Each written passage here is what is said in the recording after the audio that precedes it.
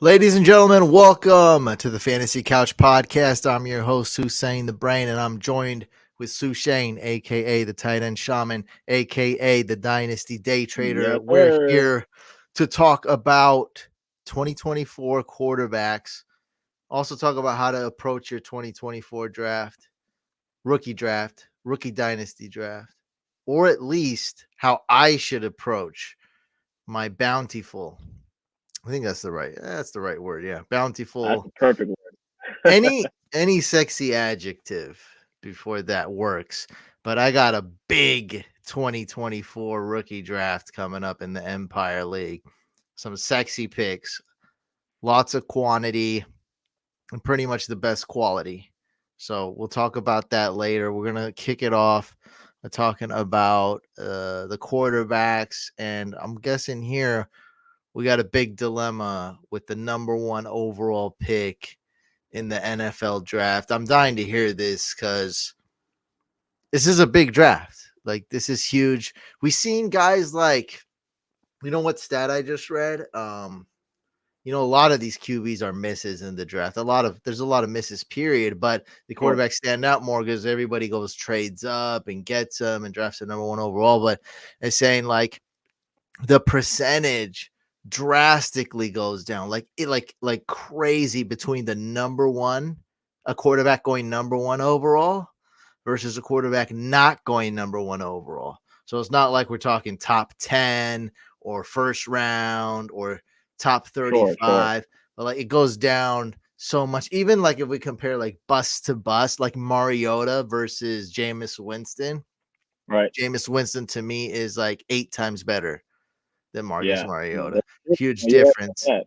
Sure. Baker Mayfield, he went first overall, and look, he just had a pretty good resurgence year in fantasy and real life. But look at the other guys that year; a lot of them sucked. After Josh that, Rosen. yeah, Josh Rosen, Sam Darnold, who was actually favored to Yep. go number one overall on the betting odds a little earlier, and then Baker won in the betting odds towards the end. So Yeah. it's pretty big deal. And then also another thing I wanted to mention when it comes to this exact topic is, we just talked about Mariota and Jameis. Another one that comes to mind is Carson Wentz, and then probably the most prominent one is Andrew Luck and RG3. When these teams, my 49ers did it with Trey Lance, where they trade insane amount of draft capital to go get their Mm-hmm. guy, and then Yeah. a new clickbait article comes out. This is the worst draft. This is the worst trade ever. And like, I'm not gonna label anything the worst trade ever, but there's a lot that come to mind. Khalil Mack, non-quarterback, but the Khalil Mack Yep. trade was a bad trade by the by the By the Bears. Bears. Sorry, Yep. just gave up a Absolutely. lot of capital. But other ones were quarterback trades. RG3 up there for sure.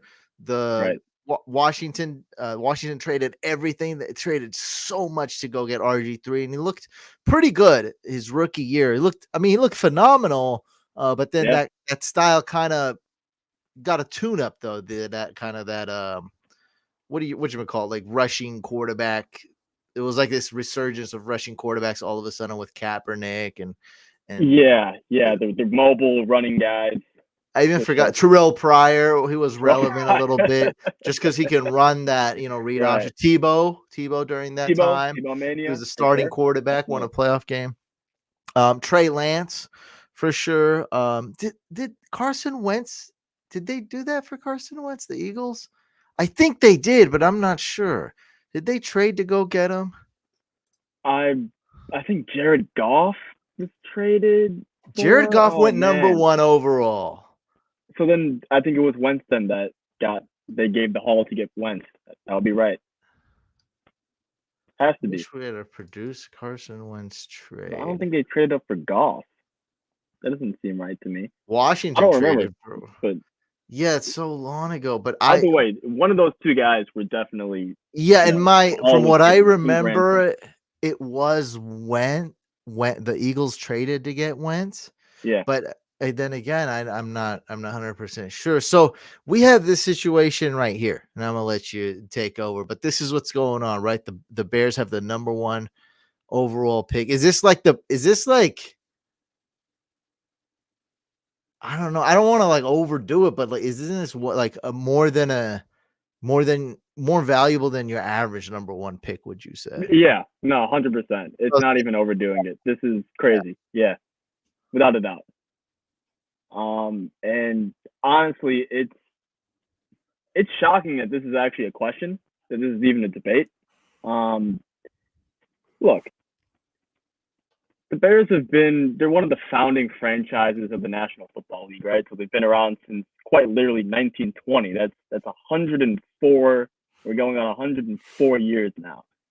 And not once have they had a franchise quarterback in a quarterback league, which to me, it's crazy. That what do you want to call it? You want to call it unlucky, bad luck. You want to call it just bad scouting department. You want to call it, inability to get the quarterback position right. Whatever you want to do. Okay, I mean, there's other franchises like this as well, like the Jets, for example. Other than Joe Namath, can't get it right. Zach Wilson, 2 overall. Mitchell Trubisky, 2 overall. I mean, you know what I'm saying? Like, there's these roly franchises. The Browns, kind of.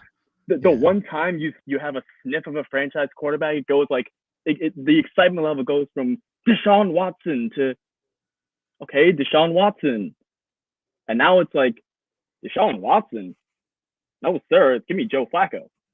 Like the one time the Browns even had like even a hint of what could be a franchise quarterback, it goes to complete, no pun intended, Browns. It goes to complete Browns. All right. And now, think about this, right? How did the Bears get the first overall pick? Keep in mind, this is now the second year in a row that they've had the first overall pick. Last year, it was their slot. They made that trade with the Panthers, and now the Bears have essentially the Panthers draft slot, which is their own pick. They own the first overall pick. It was basically gifted to them. It was handed to them. All of these franchises, fan bases of these teams, the Browns, the Jets, the Bears, for example, as well, they always look at these other teams with Mahomes and Brady and Peyton Manning and your guy, Brock Purdy. And they just look at themselves and like, when are we going to get lucky? When is it going to be my turn? When will we get this franchise changing, overnight guy just falling to our laps? Why can't it ever be us? We look at the Green Bay Packers, Brett Favre for 20 years. Aaron Rodgers follows that up. Of course, Jordan Love is good. Great. I don't mean to pick on you here or point fingers, but look at the 49ers, for example. Good quarterback history. You guys move all of that capital for Trey Lance. Okay, that's something that the Jets are familiar with and the Bears are familiar with. That's a very Bears and Jets type of move, and Browns as well. And then, of course, you guys get lucky with Brock Purdy in typical 49er fashion. Why can't it happen to a team like the Jets? If you're a Jets fan, you're just like, man, I've been dealing with this with Mark Sanchez and Zach Wilson. Like, when is it my turn? And if you're a Bears fan, you finally have a franchise guy in your lap. And the one time it's in your lap in over 100 years, you're thinking to yourself, you know what? Maybe I should just keep the guy that I have. Are you kidding me? Are you kidding me right now? Are you kidding me? That's where I'm at. Clearly, my vote is Team Caleb here. Now, look, let's dial it back a little bit. Okay, that's for the clicks. That's for the for the views. Whatever. Great. Let's figure out, how did I arrive to this conclusion? Why did I get to Team Caleb versus Team Justin? Okay, let's first start with the actual evaluation. Okay. Well, first you gotta also say what would a team be willing to pay, right? Because this would probably be around roughly the most expensive first round pick sales. So we can look at like a trade for like RG3, and this would be a little bit more than that, maybe. It would be why very would you expensive. even entertain it for 100 years? Well, we're talking You're, about a podcast. I want to know the price. That's all I'm saying. I just want to know the price. I'm not saying that you should sell, the right? price But we got to has know to the be over price. three first. Like it depends how far down you're willing to move. Okay, like if let's say for example, okay, the Bears are gonna stick with Justin. 2 firsts and a player? Get out of here. Yeah, Yeah, that's ridiculous. that That that's needs that's way about more. right. Oh, it How depends on the okay, player, I guess. But I mean, depends on the no, but player, no. But nah, but you trading also away just you need 3 firsts minimum. I think minimum. I think this one's more expensive. we're No, I talking about disagree. trading the pick. We're talking about trading the pick. Yeah, it has to be three first. It has to be. This is He for said what they 2 call a firsts. He said generational 2 firsts. It's two 3 first and a firsts. player. So if the player is a star player, then yeah, of course it could be. I think that's what he means. I don't think he means like a Uh, throw-in type of Yeah. A veteran guy. I player think he with means a like a legitimate guy player. like better than DJ Moore, maybe. Yeah, Yeah, I think. right. I think it's got to be Or a like an DJ Moore edge, type caliber, something like that. Worth a first. Has like a it Joey has to be Bosa, like maybe I don't know. sure, but that's the minimum. That's the minimum to That's move not off of a that's guy starting. of They're this not. caliber. I'm okay. I'm gonna make this fine. That's too low. That's not that's too low. But especially how we started. Tim, I don't know if you joined us, just joined us now, but we're already team Caleb on here. I didn't say my stance, but I'm team Caleb as well. You draft team Caleb. So I'm saying this pick is stupid expensive. It should be probably more expensive than RG3. I'll go look at whatever that pick was. And then on top of that, I Right. think the Bears have already said, "Hey, we're gonna sell it for a king's ransom." Sorry, we would only consider selling this for a king's ransom. So whatever RG3 is, and then you got to add a tax because this Caleb Williams probably way better than RG3. Just put it like that. Put it Yeah, lightly. absolutely. So, um, yeah, it's gonna be more expensive. So I'm just gonna say 3 firsts and a player. We'll put it like Okay, that. sure. I'm with That's a that. Three real. I first think and that's a a player. realistic price. Right. Like as far as kind of not being too high or too low. I think the price we're talking about here is 3 firsts. I mean, we can't be talking about a price less than Trey Lance. Like, get that crap out of here. That's not Fact. like that's not a Fact. realistic, bro. They'll just go to the podium and draft Caleb Williams. Like, it's got to be more than Trey Lance price. Like, that's not Absolutely. even. Now, I want to bring up one thing, right? Because it does depend. Like, okay, if you're getting first round picks and you're gonna swap with someone this year, it does matter how far down you're moving, right? So, for example, everyone knows Marvin Harrison Jr. That's the guy who could be in play, right? So, hypothetically, let's say New England, for example, or Washington. Those guys are picking 2 and 3. What if one of those guys they probably have fallen in love with Caleb Williams and they want to move up? Are you going to get 2 firsts and a player on top of moving on top of that third overall pick for Caleb? Probably not that much. Okay, but you're still going to be able to get going from 1 to 3. I would assume it's still going to cost you 2 more firsts. So if I'm the Patriots, I'd probably have to give up my third overall, my first next year, and my first the following year just to move up 2 picks.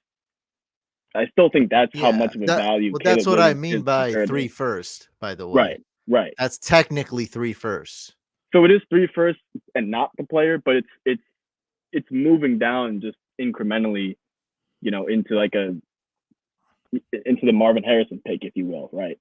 Yeah. So yeah, it's definitely going to be an expensive pick, and I understand that's basically the main argument on the Justin Fields side. So yes, we are Team Caleb. We both have said it. I've given my take. But I do want to kind of give you both angles here. So let me first give you the side of Team Justin and why that fits, why that idea could work. And is just really quick. So Tim makes a good point. I don't think they'll get fair price because some GMs will prefer Drake May. So that's a good point. But what I'm talking about is the realistic price, not the realistic price.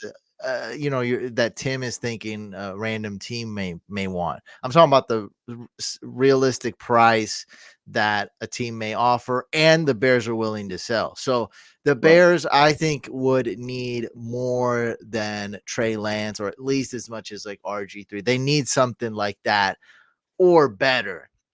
Otherwise, I fully believe they will not sell the pick. So that's all I need to know. Like, so I'm making a calculated decision here. Right. So I'm Okay. like, I want to know the price. I think that's the price. RG3, Trey Lance, maybe a little bit more than that. Sprinkle them That's on top.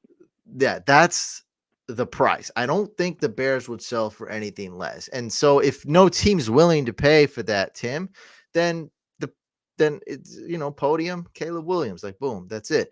So that's what I want. I want to know what the price is. So when you're thinking about should they keep Justin Fields, well, that means they're trading this pick, they're keeping Justin Fields, and I want to know what they're gonna get for this pick. Would it be worth it? Yeah.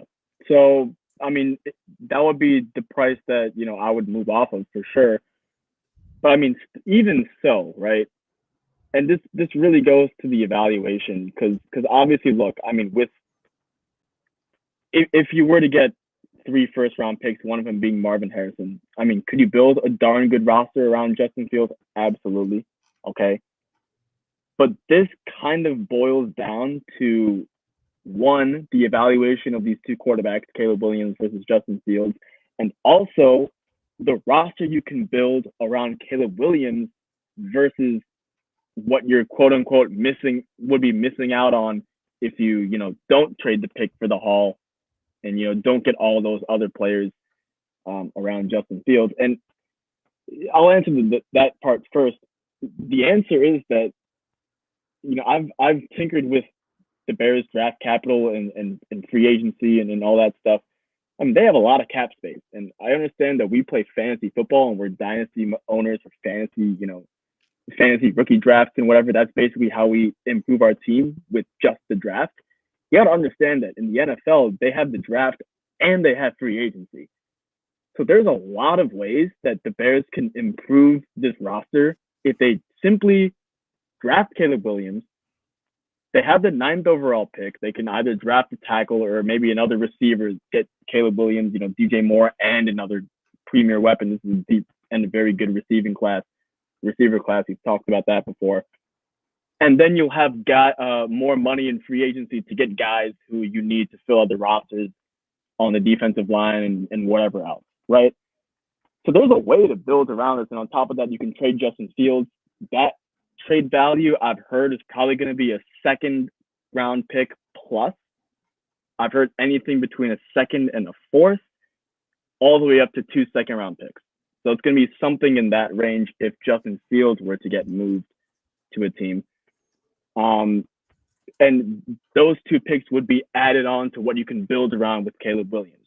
Now, I understand that, yes, it's not going to be as good as Marvin Harrison and 2 more first-round picks, but then you got to go into the evaluation of the 2 quarterbacks, where one of these guys is a franchise-altering, overnight, generational superstar in the making, Caleb Williams, that we've been talking about for 3 years now, plus. And the other one is in his 3rd year. His 3rd year is now over. He's entering his 4th year, and you really don't even know if he's the face of your franchise or not. That same question does exist. Like, okay, you could say, man, Caleb Williams, you can say he's going to be a generational superstar and this and that, but he hasn't played a single snap. You don't know. Okay, great. We also don't know with Justin Fields. And with one of them, I have to pay the guy in a year and a half. The other guy, I got 5 years to figure it out. What's economically more sound? Caleb Williams. So all of these reasons, the evaluation, the economics of it all just leads me to go team Caleb Williams. I understand the fan base loves Justin Fields. I understand he's a very exciting player. Do I think Justin Fields is a bust? No, that's not what I'm saying at all. I think he's a very talented player. I do think he has improved, although it has been kind of minimal. But the reality is that if Justin Fields was a rookie today, a rookie and not a 3rd-year player, I think I'd feel different. Because Justin Fields, what he showed this past season, would be very exciting as a 1st-year player, but it's very concerning a little bit as a 3rd-year player, considering the fact that I got 1 year and change before I have to decide if I'm going to pay this guy $40+ million or not. that's where I'm at with Caleb Williams and Justin Fields. In typical Bears fashion, though, watch them trade the pick because that's just what these teams do. The 49ers trade was much worse. Was worse compared to what I remember in my stupid memory from the RG3 trade, which was very bad. So the Niners seem to trade 3 firsts and a 2022 third to the Dolphins for Trey Lance. Now, also what you're saying though is important. Those are probably later picks, I think, because the Niners were a much better team. So with RG3, the picks were closer. I'm on the worst trades ever website. Number 3, we got Washington trades up for RG3. So they gave up. Oh, nope, that's 1975. They gave up. So they moved up from 6 firsts. to 2. Yeah. So they gave up 2 firsts, a second, and a third. I mean, so kind of roughly this similar trade, if you really think, because 6 is still a good pick. And the Niners, I'm just guessing, was later picks, especially the other ones are probably late. You know, you're giving it away to a good team regardless. You don't know, but you imagine the Niners are a good team. Because I remember a Trey Lance interview where they're interviewing Trey Lance being like, usually when you get picked this high, you go to a bad team. You're going to a Super Bowl ready team this year. How's that feel? He's like, feels great. So I think that's kind of the price point. Tim says, I'm Team Caleb as well, enjoying the discourse. Hope the Bears get this right. So what's up, Val? Val is a Bears fan, so this is going to be an awesome discussion for you. We are discussing Justin Fields versus Caleb Williams. So far, we are all Team Caleb Williams. What's up, Get Her Done? I need to hear a sound argument for Justin Fields because the best ones that I've heard is only the fact that, but look at the draft capital and the team you can build around Justin Fields. But you can build a good team around Caleb Williams. Yeah, I've seen draft cap, bro. I'm looking at. I just seen look at the draft capital. I mean, you can draft a guy like Ryan Leaf. Look at all these garbage picks. The first one's Blaine Gabbert. I know it's the other way around. These guys are trading for court, but I mean, sometimes draft capital. Over 50% of those guys are going to bust. Like that's just how it is with your draft picks. Caleb Williams, possibly a generational talent. It's different. That's the number 1 overall quarterback. We're talking about statistics. We're talking about the most important position. Number 1 overall quarterback actually has a much higher chance to hit. So on and so forth. Val, where do you stand? I know you can't just come in here and be like, don't screw this up, Bears. We got to record your opinion here. We got to put this. Oh yeah, we have to have receipts. So you can't go back and be like they screwed it up. We got to tell. I know I assume he's Team Caleb, but we got to have proof here. I got to screenshot this. Val, are you Team Caleb or Team Fields? Should they trade away the pick or should they draft Caleb Williams? Get Her Done's asking, do you think Drake May and Williams are the only QBs go in the first round of rookie drafts? No. I don't think Drake May and Caleb Williams are even my top 2 quarterbacks, homie. Ho, ho, ho, ho. What? In Dynasty? Oh, yeah. Oh, wow. Yeah. But are they? But there's going to be more Caleb going in the first round. Caleb is 1. Spoiler alert. So but there's going to be more. Number 2. There's going to be more than 2 going in the first round of Superflex leagues. Way more than 2. Yeah. Probably 4. Definitely 3. Probably 4. Are we taking non-Superflex questions? I don't feel like it today. I'm not in the mood for that. I'm not in the mood. Let's stick to Superflex. Sexy. The S in SF stands for sexy. Man, we're talking quarterbacks today. So yeah, this is a quarterback podcast. I think we stick to Superflex. So I don't have the capacity today to get some non-sexy dynasty. We need some sexy dynasty. Ozai, you think Caleb Williams may make them not pick or trade him like Eli did? We're going to have an Eli Manning situation where he says, hey, you better not draft me or else do we have that? Can we possibly see that type of situation coming? Yeah, so I've heard this rumor before. I've heard that from someone in Caleb Williams' team or camp, family member, something. They said that we don't want to play for the Bears. Bears are where quarterbacks go to die. Something along those lines, right? Again, I don't know how legitimate that report is, but the fact that it's out there means okay, it's something we have to think about. We have to petition. So yeah, this question is very valid. What I'll say is this: my opinion honestly doesn't matter. The general manager for the Bears is going to have several opportunities to meet face to face and talk to Caleb Williams in person.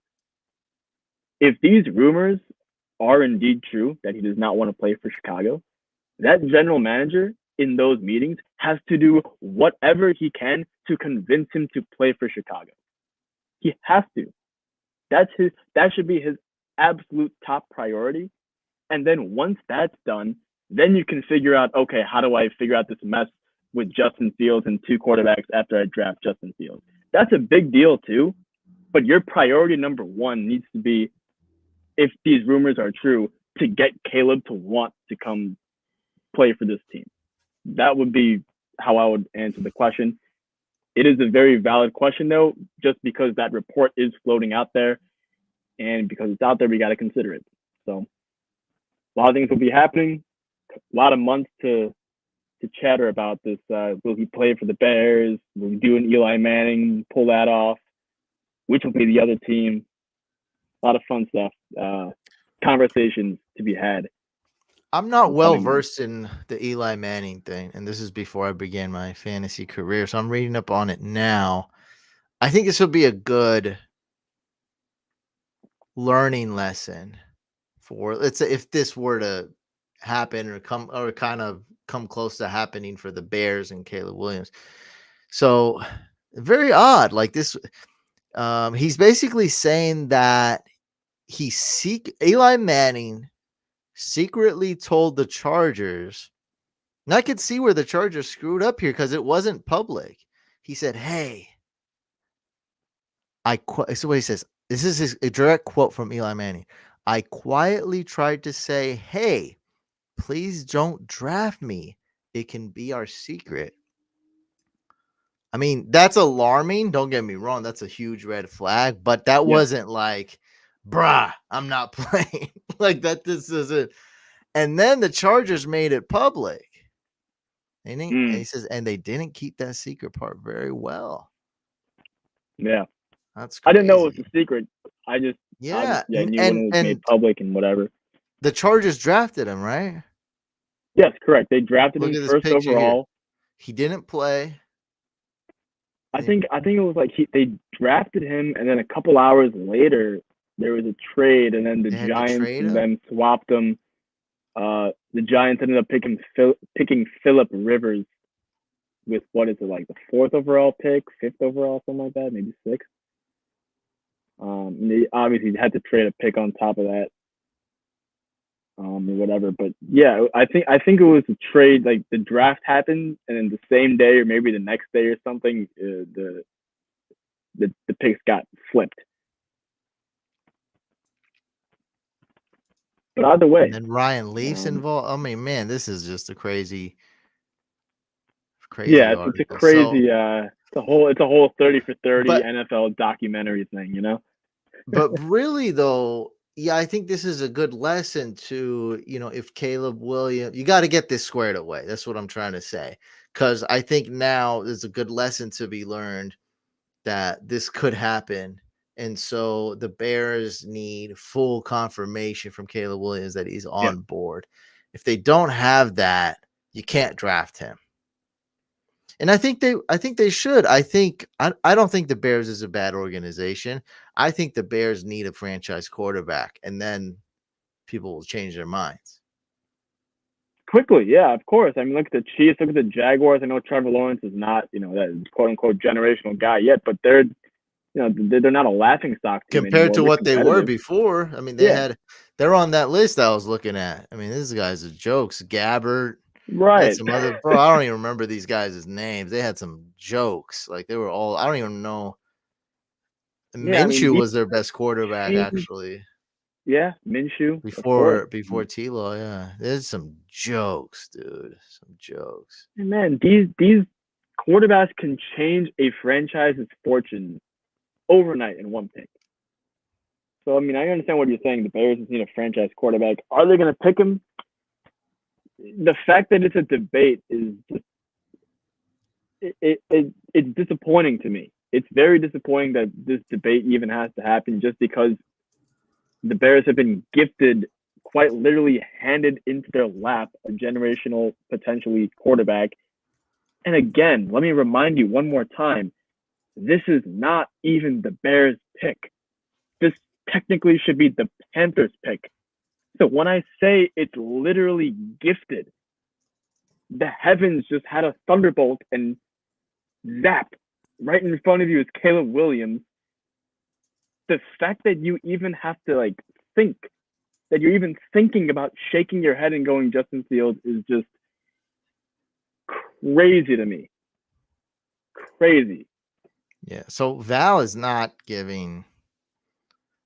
We don't accept your answer, Val. We don't accept this because he says Bears better not screw this up, and he's torn. So I mean, I don't like that. You gotta before this live stream ends. Pick a side, Val. You Pick a have side to pick a side. I will screenshot it just to let you know. It's gonna get screenshotted. But we're gonna record this. Nothing's gonna happen with the screenshot. I'm just saying. It's gonna be written in stone. Is all I'm saying. Like it's gonna be there. You got to pick a side. That's it. Yeah.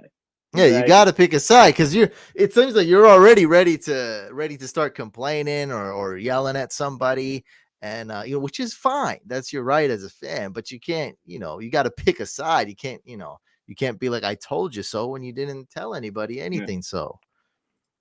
So with the first overall pick and second in a Superflex rookie draft, would you consider double downing on Williams and Drake May? I currently have Anthony Richardson. That's what we're gonna be talking about here in a second. Yeah, we'll talk about that for sure.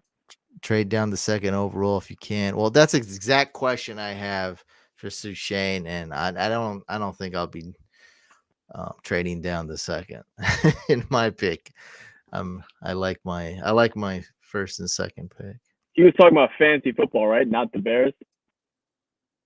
Because for the Bears, I mean, again, we did discuss that trading down from 1 to 2. But if you meant fantasy football, then definitely not. Well, Get Her Done is saying super flex rookie draft, so that's obviously fantasy. Luis's question. And I think Luis is responding to Get Her Done. Got it. Okay. He says because Get Her Done says I have the first and second overall. I'm with you now. Okay. Yeah. All right. Are we on this slide or moving on? So I mean that's basically it. That's basically the debate with Caleb Williams and Justin Fields. I mean, look, we're not talking Justin Fields versus Drake May or any of these other quarterbacks, right? So what does that tell you? It kind of tells you that Caleb Williams is the QB1. Don't be one of those weird guys. Don't be one of those trendy hipsters who are trying to like be like, all right, you know what? I'm gonna be a little different. Everyone's going Caleb Williams. I'm gonna go Drake May or Jaden Daniels or someone else. Just look. If it quacks like a duck and it looks like a duck, it's probably a duck. All right. This guy quacks like a generational star. I've seen him on TV. He looks like a generational star. I've gone to South Bend at Notre Dame, saw him play live. Eye test is there. Just don't get too cute. Don't get too cute. Take him first overall. To that question, don't even trade off the pick. Don't trade to second overall, whatever. Just take Caleb Williams and bless the fantasy gods that you have been given this insane first overall pick this year. Oh my God. Val is going against the family.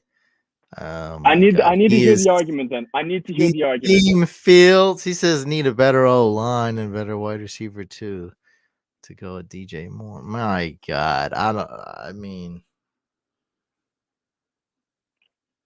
even know. I don't know how to respond to that. I mean, we've been talking about this for 35 minutes, by the way. Dude, I think this is why the Bears and the Jets and the Browns are just. Can I say they deserve to be miserable? Can I say that? Am I allowed to say that? Is that I don't know if they deserve. That's tough because you're talking about an organization. There's the like a entire lot of fan base?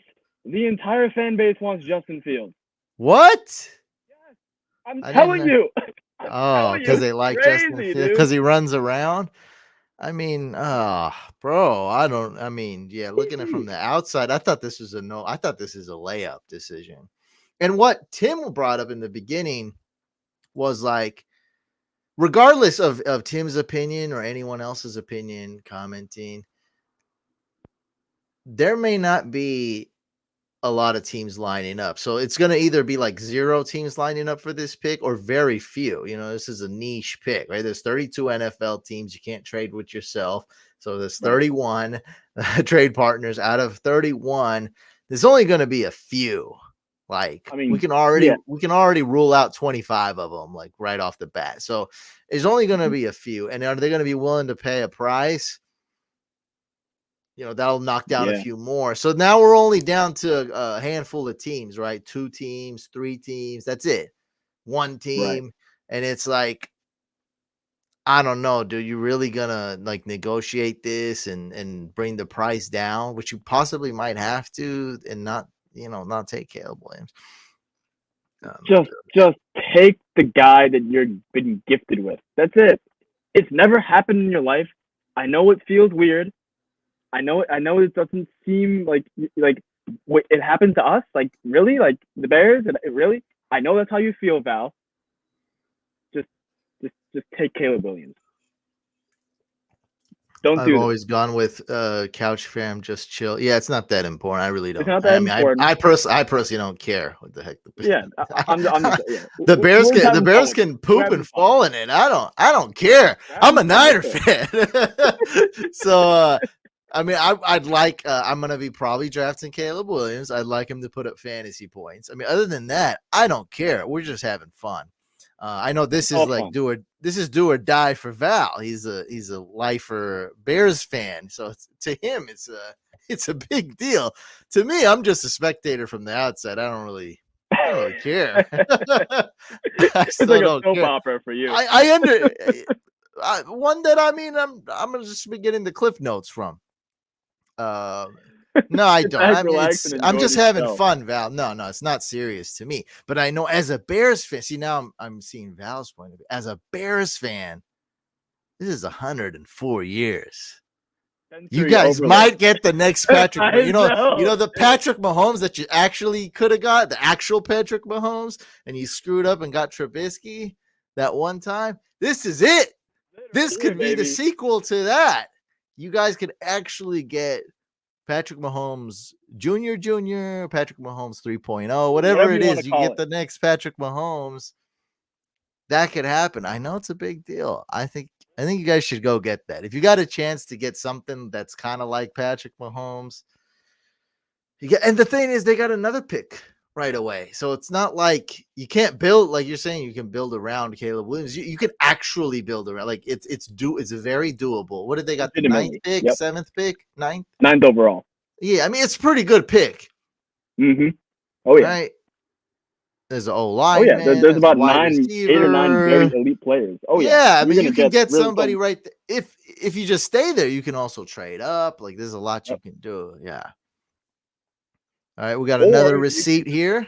Trade off Mahomes 2.0 and keep riding with Justin Fields, who you have no idea if he's a franchise quarterback. No one does. I don't even think his offensive coordinators or coaches do. Yeah, they're probably like us, like 50-50. They're like, he's all right. Yeah, and you got to pay him in a year and a half. That's the reality. That's a big point. That's silly me. I never thought of that till you brought it up. Like, and then you're gonna have to do the crazy thing all these teams are doing, giving quarterbacks $1 billion, $500 million. Like, what the heck?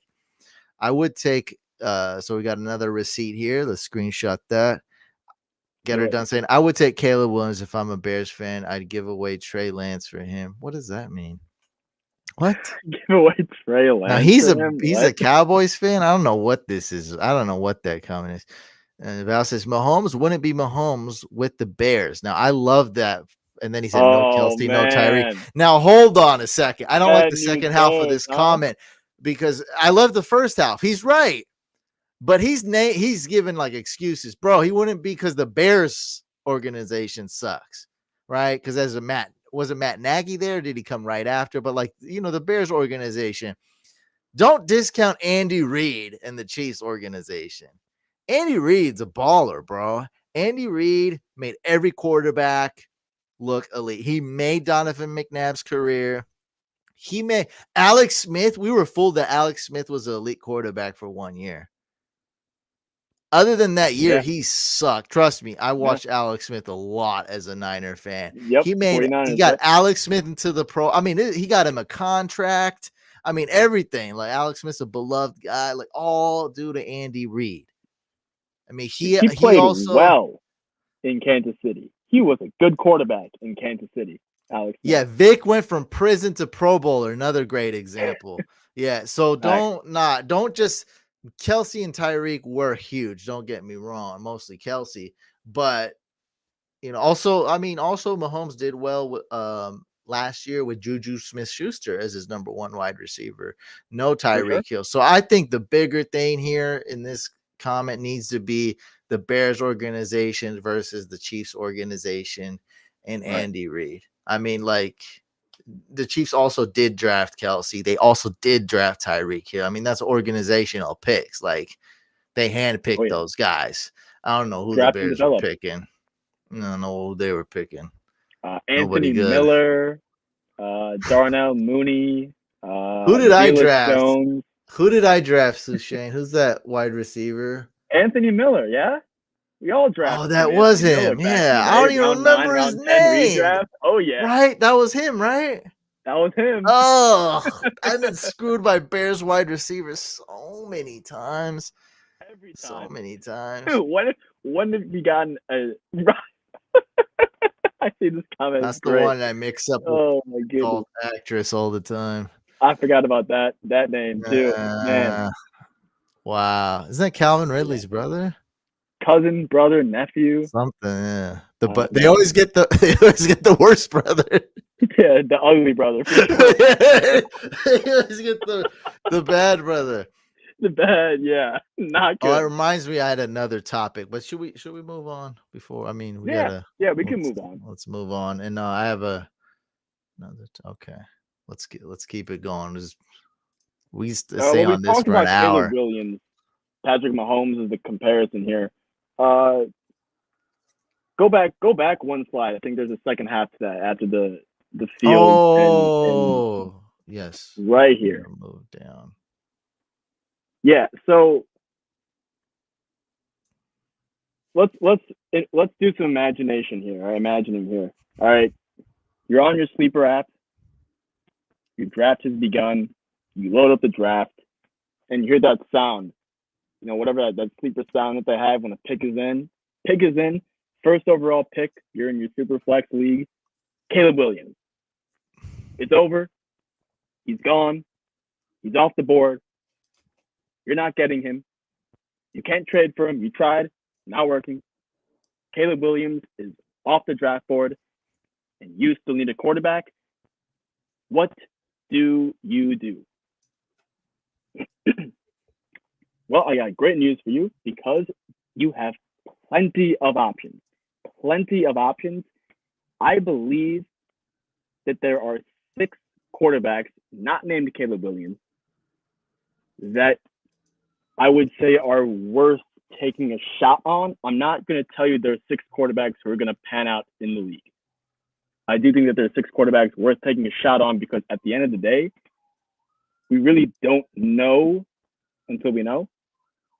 And at least from the traits and from the prospect profiles and what they bring into the NFL, the skill set, these 6 guys, aside from Caleb Williams, in my opinion, have a shot to be someone in the league.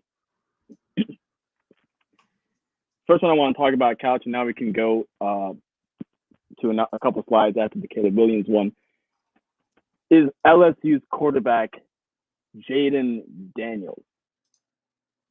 Low-hanging fruit. comparison here is going to be Lamar Jackson. And I got about 3 games of actual, all 22. It was very hard to find. Finally got it, though. I was watching with one of the coaches.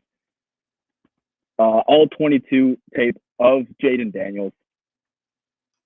And, man, the Lamar Jackson comparison is, you can see it. You pick any play you want where he's either passing or, kind of like moving out of the pocket just a little bit. And, man, it looks just like Lamar Jackson with one major difference, in my opinion, that's in Jayden Daniels' favor. All right?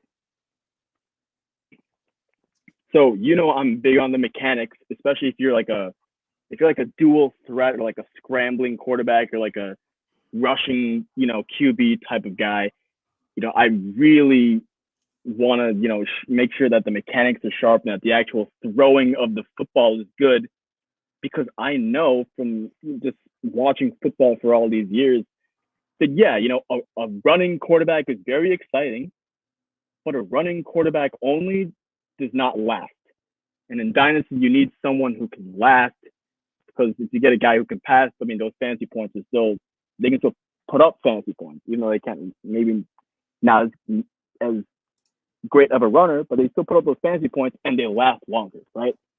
So mechanics for me are a big thing.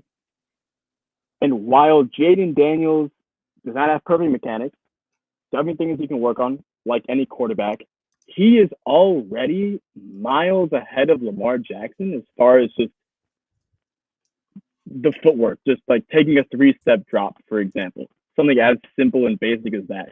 Lamar Jackson comes into the league with a horrible 3-step drop.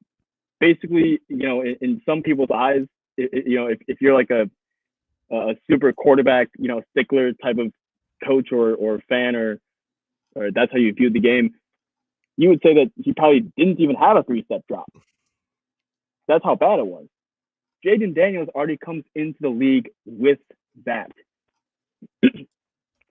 On top of that, the deep ball is incredible with this guy, Jayden Daniels. Incredible, the deep ball accuracy.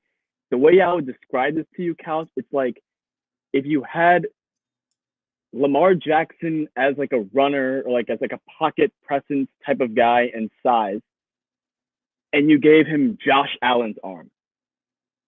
That's a crazy combination, isn't it? To me, Josh Allen's got the strongest arm I've ever seen. I think. Absolute missile, absolute cannon. And with Josh Allen, what unlocked Josh Allen? The deep ball. Mahomes also, right, with Tyreek Hill. But for Josh Allen, what really got him into that next step in his development, because he was not a year 1 or even a year 2, like out of the gate stud type of guy. It took him a couple of years. But once he got Stephon Diggs, once they were able to unlock that vertical threat and really push the deep ball, obviously I understand bad timing, to talk about Josh Allen, Diggs, and vertical passes because of the drops that they had in the past game against the Chiefs in the playoffs. I understand the timing is not great, but in the past couple of years when they were, really, the offense was really humming and everything was really going, the deep ball was a big part of that offense. And that was unlocked with Stephon Diggs. So can you unlock that with Jayden Daniels? If you can, all of a sudden you have a guy with a Josh Allen arm and a Lamar Jackson ability to like move around left and right, scramble and all that stuff and pick up the first down with his legs. That's crazy. That's crazy upside, man. Not going to put him at QB1 ahead of Caleb Williams. But man, I'm QB2, absolutely. Absolutely. I think so. The upside is too good, rushing upside in fantasy football, to pass up. And on top of that, let's talk about Anthony Richardson for a second, right? It's the same thing. Uber athlete, rushing upside. What did I say about Anthony Richardson? Not a fan of him as a passing quarterback. Totally different with Jayden Daniels. This guy can. Yeah, but I think you've been proven wrong a little bit. Sure, Anthony Richardson. Sure. I think he looked good, and I was completely changing my views before the season started. I think he's a much better passer than you thought, and a lot of people in our Discord thought. Okay, I mean that's fair.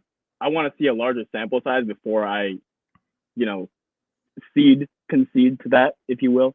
Yeah, we Like a don't larger bit of a know for sample size. sure, but it wasn't, like he looked pretty good, and then I think he looked, better than Minshew as a passer too. And Sure. we've seen a lot of Minshew, so yeah, we barely saw Anthony Richardson, but I think he was good. We were worried as a prospect, but Yeah. you're saying as a prospect, at least as a prospect, you think I'll say two Jaden things. Okay. Daniels is much better as a passer. I'll say as a prospect, and I'll say to the guys who doubted Anthony Richardson as a passer, those guys are not going to be doubting Jaden Daniels because it's night Mhm. and day. It's night and day. This guy can get it done with his arm and his legs. A true dual threat quarterback. Very excited. And, we talked about, we answered a question earlier about, should I be taking Drake May and Caleb Williams 1 and 2 overall?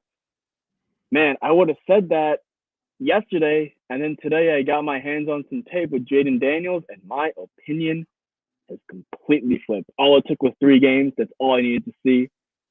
He absolutely torched Alabama, dominated the Alabama Crimson Tide, mind you, 4th best team in the nation, college football playoff team. Alabama was this past season. So this is a quality Nick Saban-led football team that he beat. And honestly, he made him look silly. So Jaden Daniels, really, really exciting player. Lamar Jackson comparisons are definitely legitimate, for sure. Move on. This podcast is just going to get more and more exciting because we got a lot more to talk about. Oh yeah. Okay, so if you are not into the risk, there's definitely more upside with Jaden Daniels, but there's also more risk. Okay, size is one thing. There is, we didn't really talk about the negatives of Jaden Daniels. One of the major ones would just be he needs to work on progressions and processing. It's not like he's bad or anything. He just needs to work on that, right?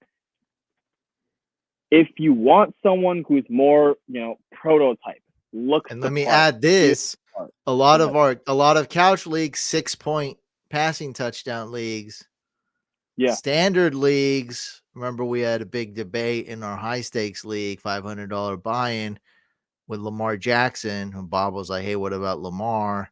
And then when he's like, "Is it 4-point passing touchdown?" He's like, "Oh, it's got to be Lamar," which was the ultimately great choice. So that's right. another factor too. 6-point passing TD that might favor this, or at least it's something to think about when you're talking about For Drake sure. May. Okay, maybe that's better Yeah. for this type of league. A little bit. It's not Yeah. a big factor, but it is a factor.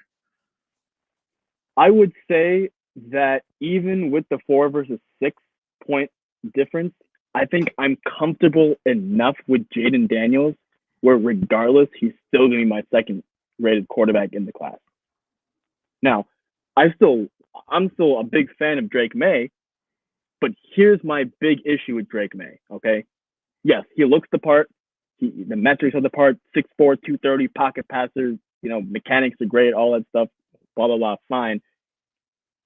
I saw him last year, so not this past season, but 2 seasons ago, and he was just dicing up defenses, all right?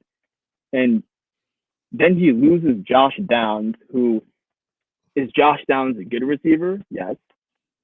He's in the NFL, and he's no scrub. He's definitely, a pretty decent player in the National Football League.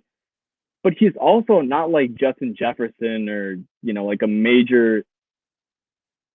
huge playmaker, if you will, right? So, I mean, the fact that you lose Josh Downs, and not only does your statistics, I don't want to say plummet, but they do dip severely. It's not an extreme level, but it's definitely pretty bad. All your stats dip, and then your film looks worse. And I'm seeing on tape that, a throw where it's like, all right, takes the snap, 2 steps, gets the hitch, looks to your right, screen, timing is perfect. You know, ball gets caught, yak afterwards for a first down or whatever. I see those routine throws, you know, time after time he's on point 2 years ago. And then this past season, I see you miss those throws like 4 out of 10 times. Like you've now become 50-50 on the throws that, you know, you need those, like, I need to have these type of plays.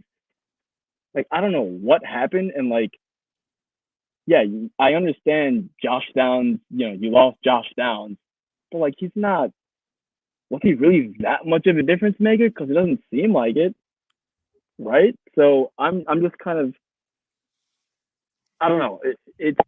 I'm not out on Drake May by any stretch of the imagination, but it does make me wonder, like, what happened to him after losing one pretty good receiver, but not great one, and he still had another guy to throw to. It's not like Josh Downs was the only guy on the offense. You know, he had. There's going to be a receiver that we talk about later on in the coming weeks. Tez Walker. He's a good receiver. He's going to be drafted in this 2024 draft class at the wide receiver position. So he definitely had a guy. It just makes you scratch your head. It really does. You know, the pro comps here are Justin Herbert, and you know what I would say is this: if you look back at that draft, you know, Joe Burrow was the first quarterback off the board, followed by Tua, and then Herbert was third, right? So, you know, it's not like Drake May being the third quarterback taken in the NFL draft is crazy. Like it happened with Justin Herbert, and that's the pro comp, right? So I don't think I'm crazy for rating him as my third quarterback in the class. I think it should simply tell you that, man, we have 3 really, really good options. And even if I don't get Caleb Williams, I'm still left with a choice of 2 potentially franchise, you know, quarterbacks for years to come, whether that's from an NFL team's perspective or from a fantasy football dynasty manager point of view. Either way, you can get quarterback answer. So these top 3 guys, they probably go 1, 2, 3 in the draft. I'm seeing how the draft order has shaken, it's kind of laid out for us. Obviously, the Bears will have, you know, the most drama there. What's going to happen with the pick? Do they trade? Do they do this? What's going to happen? But assuming that there's no trade, I would imagine it goes Caleb Williams 1 overall, and then 2 and 3 is going to be Drake May, Jayden Daniels, or Jayden Daniels, Drake May. It just depends on who the Commanders prefer, and you know, if the Patriots are fine with both, which I believe they will be fine with the 3 quarterbacks. Yeah, they were fine with Mac Jones, so I think they'll be fine with I heard whoever's that. That's left crazy. Yeah. Okay, let's talk 49ers a little bit, right? Brock Purdy. People hate him. People think he's mid. People think he's getting carried by the 49ers roster. Most hated quarterback right now. Most hated quarterback. And crazy. Man, this podcast is all about being on the record, huh? I want to be on the record and say, it's not fair. Brock Purdy he's not a bad quarterback. He's actually a good quarterback. Is he an all-time great quarterback? No, I'm not going to call him Josh Allen. I'm not going to call him that type of, you know, elite Aaron Rodgers, Mahomes type of talent. He's not that level of a talent. But man, he's a darn good quarterback. He can get the job done. He knows how to not screw it up the operation. Okay. Yes. Does he? You know, is it helpful if you get McCaffrey and Ayuk and Kittle and Debo around you? Great, it is. But that's the case with any quarterback. Look at Justin Fields, for example. I think people will say, as far as raw ability goes, one is way better than the other, and people would probably say, as far as talent, it leans in Fields' direction. But the argument against Fields is, oh man, if Fields had weapons to throw to, give Justin Fields another receiver. Okay, great, but then when Brock Purdy has all these weapons, now it becomes, oh man, but Brock Purdy is, you know, he's getting carried by his team. So you can't have it both ways, right? So either pick one and roll with it, And if you're gonna pick the argument where it's ability, you gotta say that Brock Purdy has enough to where he's not screwing up the job, and he's leading the 49ers potentially to a Super Bowl. Like, we're gonna find out this weekend definitively, but the 49ers, as of today, they are favored to win, even without Deebo Samuel. And it's very possible Brock Purdy can get to a Super Bowl. So why am I bringing up Purdy? Because of the quarterback that we're about to talk about next, Bo Nix. He is going to be the Brock Purdy of this class. Everyone is going to crap on Bo Nix. Why? Because when you do the eye test, he doesn't look special. He doesn't. He doesn't look special. And then when you dive deeper and you just look at, okay, I mean, let's see, like, how does he do with the operation? How does the offense move? What's going on with this? Does he make mistakes? You're going to see he checks a lot of boxes. The kid makes all the right reads. Okay, he's an experienced starter. He's been in college, I think, 6 years. And it's not like he's been wasting those 6 years. He's taken those 6 years and he's progressively improved each and every year. And as far as being pro ready for reading NFL defenses, he's darn near close. I think the only thing that he's needs a little bit of work on is that sometimes he kind of is like a one read quarterback. Sometimes, not all the time, but sometimes. And I think that if you can just learn to, okay, first option not there, what else is left? And read the rest of the field, read the rest of the offense and whatever's going on. Okay, that's now we have something here, right? And he's not that far away. So that's the real thing here. He's really not that far away from that. People are not going to like the fact that he's an older guy. People are not going to like the fact that he's not a statue, but he's also not going to be, Lamar Jackson comparisons. Like Brock Purdy, right? Like, think of that type of mobility where it's like he can move around a little bit, but he's not going to wow you with, his wheels or anything like that. But this is a guy who, makes all the throws, so to speak. He doesn't make mistakes. He doesn't screw it up. If you have a good team around him, he's going to put up fantasy points for you. So think about this, right? We talk about all of these quarterback injuries, okay? Bo Nix, this is a guy who's not going to go, first overall, second overall. So chances are that if he, wherever he gets taken, a better team, a more, complete roster, so to speak, could be a legitimate landing spot for a guy like Bo Nix. And then it's just a matter of, okay, well, now he's in, maybe like someone, the guy above him gets injured or something ahead of him on the depth chart gets injured. Now it's his time to shine. He can do it. He can put up fantasy points. He can get you. I mean, we saw guys like Jake Browning and Joe Flacco being started in the playoffs. This Bo Nix is basically like a Will Levis type of guy, but I think I would rate him slightly higher than Will Levis, honestly. And that's because of his knowledge up here, which you're not going to really see with the legs and, with the highlight reel or whatever. But, if you watch the full body of work, you're going to be impressed with his knowledge of the game. And that will take him places. I don't know how far it's going to take him because, yes, he is limited. That's a big concern for sure. But, the in between the temples, what he's got up there, it'll take him places for sure. That's Bo Nix. Very interested in him. You brought up Brock Purdy. We looked at a Joe Montana mirrored clip of Purdy recently. And last year, as Brock Purdy was a rookie, I don't know if you remember, we looked at a clip of him telling one of his teammates to get in the right spot so they wouldn't get a penalty. And that's something you usually don't see from a rookie quarterback. You usually see him causing dumb penalties.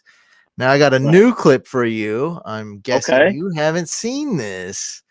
I do remember the one you were referring to. I have probably not seen the one you were about to show. Niners are down.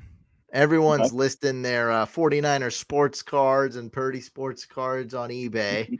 Mass selling because the Niners are about to lose. We don't got a lot of time to score here. So if you got a hot play, we got to get this off. We got to score on this drive. We're down in this game against the Packers that just happened. Look at what Brock Purdy does. So this play I'm has excited, emotion. man. You're hyping this up. I'm really excited. Tell me, Brock Purdy's the real deal. They get it off. This play requires emotion. Stay there. Okay. Play clock's winding down. Oh, he's talking to the tight end. 0 seconds. Oh, wow. 2, 1, 0 on the play clock. There's Oh, probably wow. some dummy motion where this guy's getting motioned, and then he's probably this is just No, a no, guess. no, no, no. He's gonna come back, and then but he's like, it's not needed for the play. So what Brock Purdy does, we got a hot play. So he says, you stay there so we can get the play off. And then This is even better. No. What from my point of view, this is what I think. We don't know who's right here. This is what I think. I think you're underselling Brock Purdy a lot here. I think this is even better. I think what's happening is that the tight end is motioning over because he thinks that, okay, based on where the point defender is, that's what we call it in football, the point defender, which is the first player on the defensive line, wherever the direction of the ball is going. Okay? So he thinks that we didn't even watch the video, by the way. Opposite way. No, but this happens all the time. So basically, because of that, you have to either block the left end or the right end, right? So he thinks, okay, shoot, I got to go to the other side because I got to block the left end. But Brock Purdy says, no, I'm seeing where the pressure is coming from. You got to stay here. And plus, we don't have time to motion you back and wham you across. You got to stay here because we have hats on hats. We have enough blockers there to make this work if you stay in that position. So the fact that he recognizes this is a run play, right? Yeah, exactly. Okay. I'm just saying you might be right. Yeah, I don't know, but Kyle Juszczyk is calling for the motion because so he's calling for the motion because he thinks that Kittle should be blocking the left end. I think it's Charlie. Is it Charlie Warner? I think, yeah. I mean the tight end. So I guess Warner. Yeah. Fine. Yeah. But the fact that Kittle says no, you're in the right spot. Stay there and block the guy that you are currently projected to block. I mean, that's great recognition. And they don't have quarterbacks time. cannot. It's tough. There's no time on the. So you're saying he wanted to do both because he wanted to get the playoff, and you're fine there. Just stay there and block the guy. So He said he's going to go. So Kyle Juszczyk, again, we got to go over this because I know some people might be confused. So anyway, this is clutch time. Brock Purdy wants to get this play off. Kyle Juszczyk signals to Charlie Warner to go in motion. And then Brock Purdy says, stay there. And then the play happens just in time because the refs have a little delay on when they can call delay of game. There's 2 seconds on the play clock right now. So we just watch the clip. Stay there. Play clock's winding down. They get it off. McCaffrey, right side, big seam. I mean, that's beautiful. That's a thing of beauty. I mean, my God. Yeah, wow. Touchdown. Boom, we're back in the game, baby. You realize if he's on the other side that there's a free defender, the McCaffrey he'll have to break a tackle now. Take Warner out of the play. Right side, big seam. Right there. 30. McCaffrey. You'll have a who was the fullback there? Was that Juszczyk? You would have Juszczyk go head on, but Juszczyk was chipping there. So if Juszczyk gets beat, bam. Get it off. McCaffrey, right side, big seam. I like it. I like the fact that he's able to recognize this and with this all is these Brock other Purdy variables, though. The clock. No, Brock Purdy recognized. Brock Purdy's been doing this since he was a rookie, and that's what's impressive. Like he didn't make any rookie mistakes.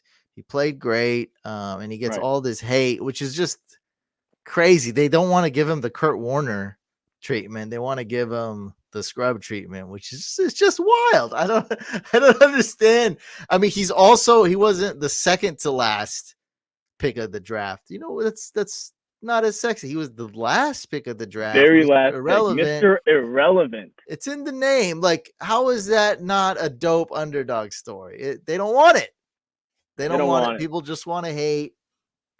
I mean, it is what it is. I mean, I think the Niners are because we're like the almost new, we're almost a dynasty. You know what I mean? Like, because of that, right. I think people just want to hate on the Niners just because we're good every year. And it's like, I mean, come on, bro. This is the Kurt Warner story. What, just because this guy wasn't bagging groceries? Like, what do you like? You need that? Like, we need that? He's a Mr. Irrelevant. This never I don't gonna happen understand the hate, again. bro. I don't Yeah, it's understand never it. It gonna makes no happen sense to again. me. It'll never happen. Never again. This is a once in a lifetime thing that we're seeing, Yeah. and people just want to be like, "Oh, this guy sucks. He's mid. He's getting carried by McCaffrey and Ayuk." No, man. He's getting the job done. He's getting the job done. I've seen plenty of quarterbacks, plenty, who would squander this type of opportunity, waste this talent, all for nothing. Brock Purdy is getting the job done. He's executing at a high level as well.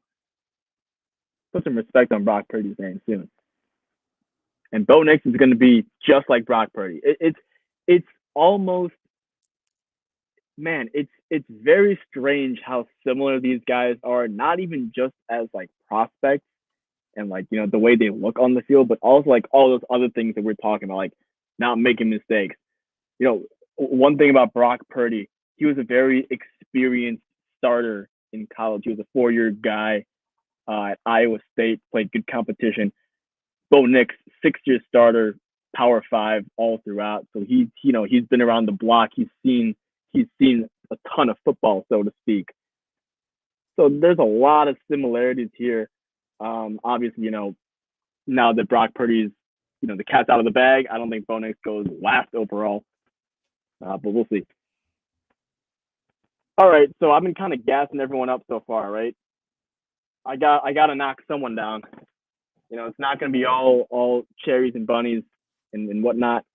And Michael Penix is the one that I have major concerns about. Couch. During the year, we did some kind of, you know, prospect breakdowns, a little like introductions, if you will. We did, you know, we talked about Caleb Williams and kind of compared him to Patrick Mahomes and what that was like. And we did the same thing with Justin Herbert and Drake May and Trevor Lawrence. We did that kind of trio in one. And, you know, a lot of people were asking, what about Michael Penix? What about Michael Penix? And I just kept on pushing it away. Be like, all right, I'll do him later. His turn will come. His turn will come. Because I wasn't sure. And now I'm seeing the entire body of work. And I am sure that I am not into him. That's where I stand with Michael Penix. Why? How did I reach this conclusion? Okay, well, the guy we just talked about, Bo Nix, I told you he's been around for a little bit, 6-year starter, 5-year starter, something like that. Same thing with Michael Penix. He's got a lot of college football experience.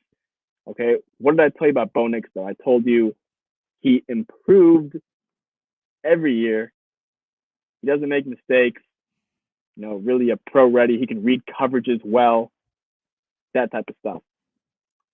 Okay, well, with Michael Penix, he, in 6 years, I think, 5 years, did not show much improvement, which is kind of alarming because, I mean, you would expect that, okay, if you're in college for that long, like at some point, you know, it's got to click, right? At some point it'll click. At some point it'll happen.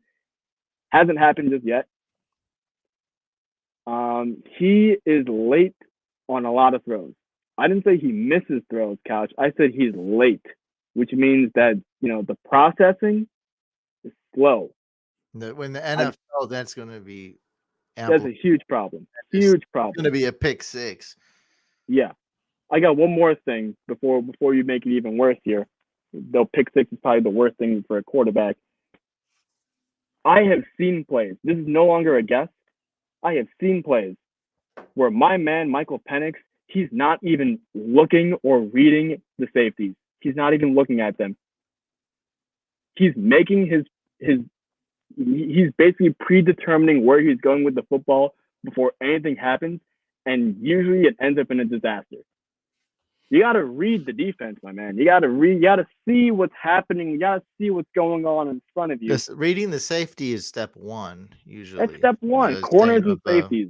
corners and safeties. That's step 1 and 2 right Oh, the there, right? corner's usually in front of the wide receiver, usually. So I Well, think so at the read the D1 level, safety. sure, at the D1 level, corners will their leverage that they play will give away if it's cover 1 or 3 versus 2 or 4. Gotcha. So A you lot look at the more corners first, and then you look variance at with the the safety. corners. Okay. Right. So there is a Gotcha. little bit. There are some rules there as well. Okay. But again, it's very simple stuff. I mean, like I taught you this, and I just told you this now. Okay, now you know it. Now you've learned it. Bang, done. Okay, well, it's been 6 years with Michael Penix, and he still hasn't figured this out. It's crazy. It's not good. And when we're talking about NFL level throwing, by the way, Michael Penix, does he bring anything? Look, I understand he's a black quarterback, and most people are going to think, oh, black quarterback, he must be athletic. He's actually more of a pocket passer type of guy. So he's Does not he going to scramble a lot? I noticed this 8 rush yards in college. They take he off doesn't. Does he get he got sacked a lot, or 8 rush yards is alarmingly low for college. He's a pocket passer. He's got a cannon of an arm. Don't get me wrong. They must have called a lot of pass plays though. Yeah, absolutely. Okay, and then this okay. That's not even his skills. Like, why do they call pass plays? Yes, they had the personnel to do it, but it's also not in his skill set to run around with the ball. Because don't get me wrong, Caleb Williams, he can pass. He can throw for, he can definitely pass the football. Probably way better than Michael Penix, but you're gonna see he's got more rushing yards too because that's a part of his game. Michael Penix, he doesn't have that in his game, so now you're forced to judge him as a pure passer. And I'm telling you, it's not good from a, X's and O's reading a defense, student of the game perspective. And again, like we only talked about, like, look, man, quarterback is so difficult. I'm not an expert at this position. I only told you one thing that I know, and you understood it pretty quickly. Okay, corners, safeties. That's the first step in reading it. The fact that you can't figure that out still, I'm serious. I've seen plays where he's not even looking at the defense. And it's not like one of those situations where, like, okay, the clock is winding down. Like, I gotta get the ball out quick. Like, no, this is like middle of the second quarter, 10-7 ball game, 2nd down and 4.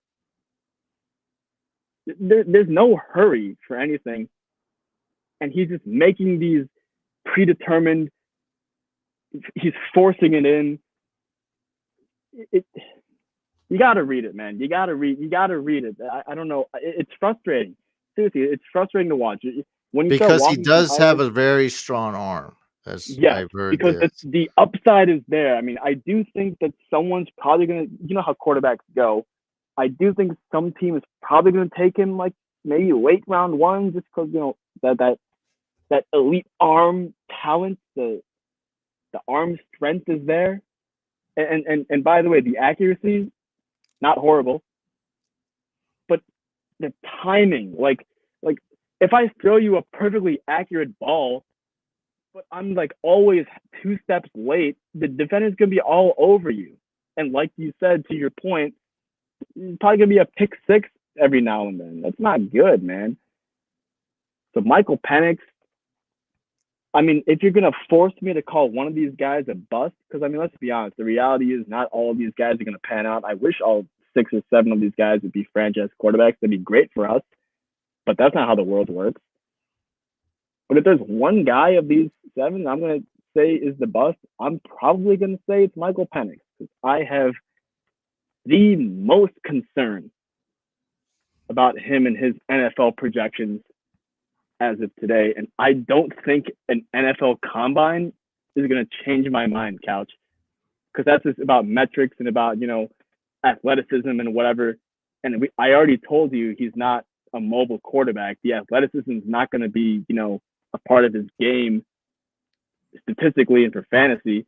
It's really all about the passing. So I don't see any way that Michael Penix can recover in my mind. But we'll see. I think a team will still take a chance on the arm strength and accuracy and see what's there. But I've got legitimate worries. Okay, man. Let's move on to JJ McCarthy. He went to Nazareth Academy, which is about 25 minutes away from where I live. Fun fact. I know a lot about this guy, believe it or not. However, I've heard conflicting reports. So Nazareth Academy, very nearby me. I have a lot of friends who know JJ McCarthy personally. Two of them in particular, they are 1 year and 2 years younger than I am. They've hung out with JJ McCarthy. They've spent time with him off the football field, so to speak. They're not football players. These two people that I'm talking about, there's regular people. They may probably lived near McCarthy or whatever, and there was part of his friend circle or whatever. Fine, okay. They tell me that he is an arrogant POS. Okay, which noted. Good to know. I wish we had Right. friends that knew Trey Lance, huh? He was in our friend Right. circle when we Now, were here's the scouting thing. him. Here's the thing, though. I coach tight ends, and the linebackers coach and our special teams coordinator, same guy. He does both of those roles on our football team. He runs a camp in Illinois called Boom. Okay, who are the two, as of right now, most notable players to go to Boom Academy or Boom Camp, rather, Boom football camp? Number one, wide receiver Jaden Reed. Have you heard of him? Yeah, tearing it up on the Okay, Chargers. great. I mean, So the I know his Packers. Great. So one of his coaches from his high school days, I know him. I work with him. The second most notable name is JJ McCarthy. So I have asked a guy who coached JJ McCarthy, hey, this is what I've heard about him as far as the personality. What's your take? He has the complete opposite opinion. He says this is, as far as personality goes, this is exactly what you want in a quarterback. He's a gamer, he's a winner, he's a team first guy, and he's a guy he did make the Tom Brady comparison. That I think that's gonna happen just because this is the first quarterback from Michigan to be, in that NFL draft talk since Tom Brady. So I do think, some comparisons will be thrown here and there. He made that Tom Brady comparison where it's like, this guy is simply willing to do whatever it takes to win. He can will a team to victory. Okay. Now, that's all personality stuff. Great. What about on the field?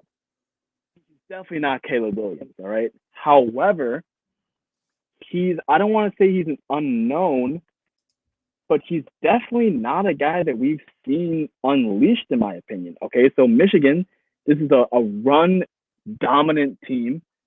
They have a good defense too, right? Great defense. Okay. So this is a team that in most games, they're blowing out their opponents.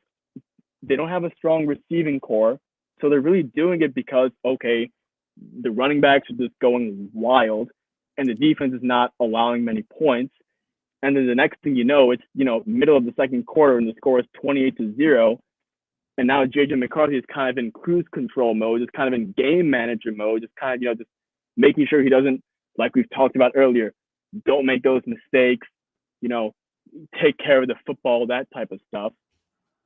Because you're already up 20-0. So like you can't really assess a ton. And unfortunately, I would say that like 90% of JJ McCarthy's highlight reel or tape or film that you watch is going to be him kind of in that quote unquote cruise control mode where he's just kind of, game managing, just not screwing it up, so to speak. However, there's those moments where he can make plays. He can extend plays. He's got some improvisational skills. He can make something when the play should be nothing. We've seen those flashes, and I think that's going to be enough. Again, we're talking quarterbacks, right? NFL, hard to get quarterbacks. If you think you have one, you got to take your shot, right? I think someone's going to take a shot in the first round of the NFL draft. on JJ McCarthy because of that future potential. Because I mean, think about this. This is the definition of a guy with untapped potential. We've seen something. We've seen, a little bit of what he can do, but we truly don't know how good he can be. Okay. He could be like Tony Romo. What do you mean by like Tony Romo? I just wanted to say something random, and it didn't work. I thought it would work. Honestly, I was very confident you'd be like, yeah. So no, that's not a good comparison. You're saying. I don't see it. The only thing I remember about Tony Romo is him basically ending Bill Parcells' career by dropping that extra point snap. Tony Romo was really good. He was a really good quarterback. Yeah. He was really good. He wasn't athletic, but he had great improvisational skills. So he had a really good, kind of like a Russell Wilson type of backspin, made a lot of plays, really made Dez Bryant's career. Dez Bryant was a good 50-50 guy, but he was, he's really good with him. He's just a really good, like, regular season quarterback. He's okay in the playoffs and kind of screwed up in the clutch. That was his problem. Whereas Brady was really good, and then when it was clutch, he was even better, way better. Now, I don't want to mislead, because you did mention Brady and Romo. This guy, JJ McCarthy, is way more athletic than both those guys. I mean, he is a dual threat quarterback, and as far as fantasy football goes, like, he is a guy who could get you, some legitimate points in the rushing department, right? So he does have that element to his game. The only thing is we've only seen flashes of it because Michigan, they were never really in a position where they needed him to do that. Again, most of his stuff, they're up 28-0, or they're up a huge score because of the running backs, and now he's just in cruise control, just game managing, just not screwing it up. So untapped potential there. I'm highly intrigued by JJ McCarthy. When I heard the first things from those friends in the friend circle of his, I was completely turned off. I'm like, man, arrogant for a quarterback. That's not what I want at all. This guy's not it. This guy's terrible. And then I heard from the coach, totally opposite reports. This is exactly the personality you want. And then I see for myself, okay, well, yeah, I mean, Michigan could not beat Ohio State ever. That's a huge rivalry. And as soon as JJ McCarthy gets going with Harbaugh, I mean, they look unstoppable. And now they've won the national championship and he looks great. Like, shoot, I think I'm going to side with the coach on this one and be back in on JJ McCarthy. So I've kind of gone full circle here. And at this point, what do we have? We have Caleb Williams 1, Jaden Daniels 2, Drake May 3. I think I'll be having JJ McCarthy potentially, depends on how high he's going in the NFL draft, right after those three guys is my QB4. I'm highly, highly intrigued with JJ McCarthy. I think he's got some legitimate upside. And again, we're talking fantasy football here. So, I understand the 6-point pass touchdown. Actually, honestly, I don't use that. I don't factor that in with my picks. I was just threw that out there as like an extra factor. Some people may think I don't factor that in at all because I played in 6-point passing TDs or 4-point passing TDs forever, both leagues every year, and it really doesn't make a dope quarterback will be a dope quarterback in both leagues because there's no quarterback who only rushes. That's like Tebow. Right. That is like Terrell Pryor. Those guys are long gone. Those are cavemen. Like they're done. Like they're extinct. They're extinct species. Gone are those days. I feel every quarterback nowadays is running and passing. Like it's just they're doing both. Like they don't. So that makes him more attractive, right? So example, like I'm saying QB4 based on if the draft capital works out and the landing spots are right. But the primary reason why is because look, I see JJ McCarthy and Bo Nix and Michael Penix. I see all three of these guys as players who kind of need. Honestly, maybe they might need a full year or maybe even 2 years to sit and figure things out. Maybe in the case of Michael Penix, because it's already been so many years, Maybe he just never figures it out, right? And again with Bo Nix, maybe he's a guy who needs to be inserted based on an injury to a starting quarterback type of ordeal, right? So, the reason why I would have JJ McCarthy ranked ahead of those guys, at least today, is because of that mobility, right? We're talking fantasy football with the rushing stats. Bo Nix, he does have some mobility. Michael Penix, he doesn't bring any mobility at all. McCarthy, on the other hand, brings some legitimate rushing statistics upside, and that's currently why I'm going to have him ranked, ahead of the other two in this kind of cluster of three after the top guys in this QB class. I think there's one more name. Yep, this is it right here. Oh boy, oh baby. Been mentioning this guy for years. Couch. I've saved the best for last. Oh boy. I've saved the best for last. You want a dark horse? You want an absolute... Look. You draft Caleb Williams, good for you. You're probably going to get a great player. Only problem is, it costed you the first overall pick in your rookie draft. You're doing the startup, you're probably not going to... Super flex draft, you're probably not going to get Caleb Williams in round 2 of your startup. And that includes guys like McCaffrey and Diggs and Tyreek Hill and everyone. Impossible. You're not getting Caleb Williams. Not happening. No, not happening. That's what you're going to have to invest in. So, yes, are you getting a great player in Caleb Williams? Probably. But you got to invest. You got to give something to get something. What if I told you, possibly, potentially, maybe, just maybe, you could get something at the cost of virtually nothing? That's Spencer Rattler. This guy is not going to cost you anything. He won't even cost you a second-round pick in Superflex rookie draft. And if this guy hits, man, oh my God, you're ahead of the 8 ball. You are way ahead of the 8 ball. This guy is a playmaker. He's just a gamer. That's what he is. What type of quarterback is he? He's a playmaking quarterback, bro. Improvisation, extends plays.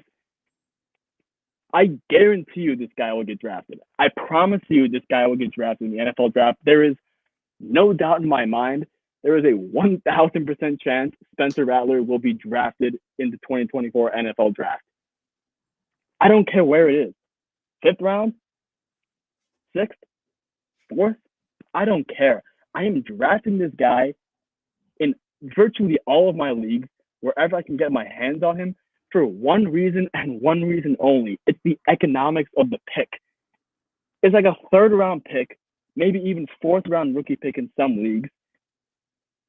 And the upside, this is not Aiden O'Connell, bro. This is a guy who can legitimately be something. Is that actually going to happen? No idea. No idea. We don't know until we know. But he's got electrifying playmaking ability, dual threat. He can run. He can accrue legitimate rushing statistics. He's fast. He's athletic. He's legitimately athletic. When you watch him on the football field, he's an exciting player to watch. He's that type of vibe. He's not one of those boring quarterbacks, one of those dink and dunk. This guy's he's a playmaker. I know I've been using that word a lot to describe Spencer Rattler, but that's the word to use for him. All right. And the most attractive thing is you can get this type of potential value at virtually no cost. So that's someone that I am absolutely going to be targeting in a lot of my drafts. And I bet, Couch, I bet you the NFL is thinking exactly the same way I'm thinking. I bet you they're thinking, okay, this Spencer Rattler guy, he's not going to go round 1. He won't go round 2 of the NFL draft. Maybe not even round 3.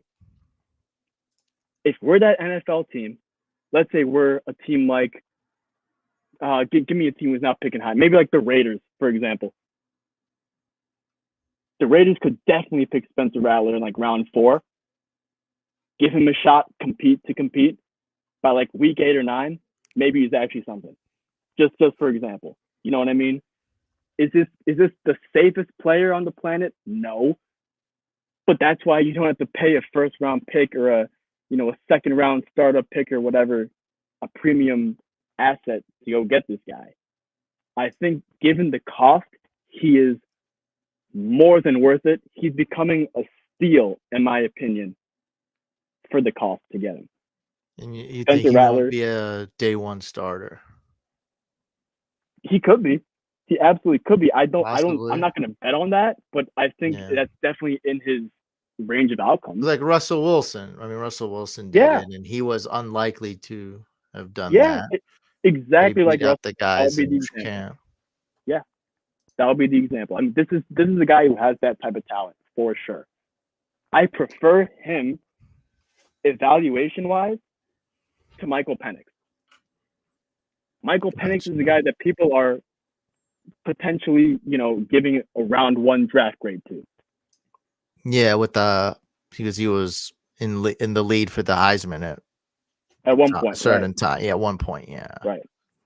Now, since we're talking about at one point, I would like to mention at one point, Spencer Rattler was supposed to be the first overall pick a couple years back, but he ended up getting replaced by Caleb Williams, ironically. Oklahoma. So the talent it's always there, even with Sam Howell. Even with Sam Howell, and I understand that it hasn't really worked. But with Sam Howell, the talent was there. That's why Washington probably took a chance on him and probably gave him a fair shake to at least see what they have. Because it's like, okay, well, this is a guy who, yes, he's no longer worth the first overall pick, but he was at one time in the conversation. So at this point, now we're in the 4th round or wherever Howell was taken. Now it's kind of worth it. Because we don't have a quarterback. If we just, kind of strike goals here and just run into some dumb luck, and Sam Howell is good at, a great quarterback, then we're in good shape. It didn't work out, fine. It's not always going to work out, but this is another guy, Spencer Rattler, that you take that chance on. You take that shot.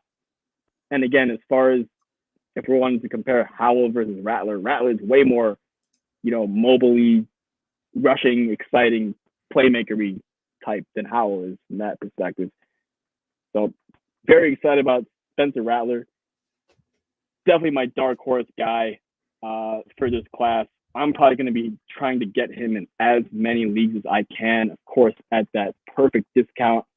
If you need a quarterback, but you don't have a premium pick, maybe Spencer Rattler is the guy you could target.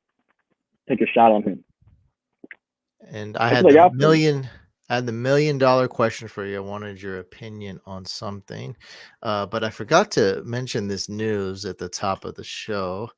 Everyone's heard about it, but I got, maybe a little bit more details than you guys heard of. This is just very entertaining news. I mean, someone's downfall, but I mean, come on, we just got to go over this. So, Keyshawn Butte, LSU star wide receiver, has been arrested for illegal online gaming. Placed over 8,900 bets. I'm hearing different. So 8,600, 8,900, whatever. I mean, is it really over that 8, big of a deal? Yeah, over 8,000. He even bet on LSU games while in school. Okay. It's not over. Damn. Keyshawn Butte's alleged involvement in illegal gambling was not very hidden via New York Times. Oh, my God. The affidavit reveals he used accounts under the usernames Keyshawn Butte 7 and Keyshawn Butte 01. My God. Oh, man. We're going more towards the comedy side of the spectrum here. Keyshawn Butte was definitely gambling. Oh, dude, I remember this game too.